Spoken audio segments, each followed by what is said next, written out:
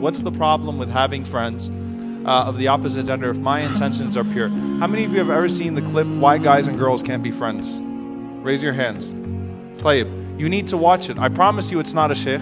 It's not going to be a guy with a big beard that's going to tell you why guys and girls can't be friends. It was actually an experiment on a college campus by a non-Muslim. So basically he asked the guy, it takes guys and girls and he asked the guys, do you think you could ever, do you ever think about that person in a sexual way or things of that sort? And he asked the girls the same question, and so all of them said, no, of course we can be friends and we don't think that way. Then whenever he had the guys alone, he asked them the same question. Do you think guys and girls could be friends? He's like, nah. All of them said no. And all the girls were like, yeah, of course. Then he asked the girls, he said, well, do you think that if you opened yourself up to a relationship with him that he'd be willing to engage in a relationship with you? And they were like, oh yeah, of course. And so the point was, the end of the experiment was, guys and girls can't be friends, of course, in that regard. The point is, and I'm not an advocate for, I think that, subhanAllah, Sheikh Salman al-Auda once said something very powerful. He said, if you close the doors to that which is permissible, people will break the doors.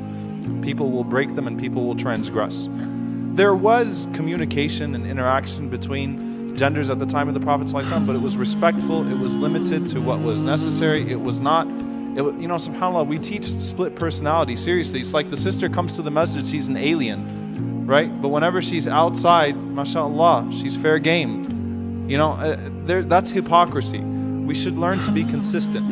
In essence, the Rasulullah, we were forbidden from khalwa. We were forbidden from being alone with one another. We were forbidden from being flirtatious and promiscuous, from exposing anything from the hijab. Guys and girls, guys, you got a hijab too. I'm just letting you know, you also have to observe certain limits, so don't think you can post whatever pictures you want to post too. Okay? Khalwa, being alone, cyber khalwa. All right, G-chat and Facebook chat with all the smiley faces and things of that sort. And I think you looked really good in your jersey today, and whatever it was, all of that is not allowed either. Now, why is it? What if my intentions are pure? And this is something I really want to address. From the maqasid of Sharia, from the objectives of divine legislation, Allah subhanahu wa ta'ala addresses norms. Allah does not address exceptions. The Sharia is based upon norms, not on exceptions.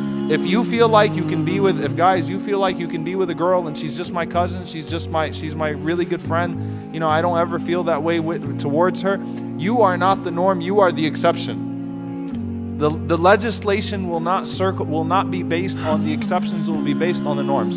Just a month ago, I had a sister that took one of my classes that told me that she was with her male cousin alone in the car. He used to drop her off to school every day for 2 years, and all of a sudden he groped her.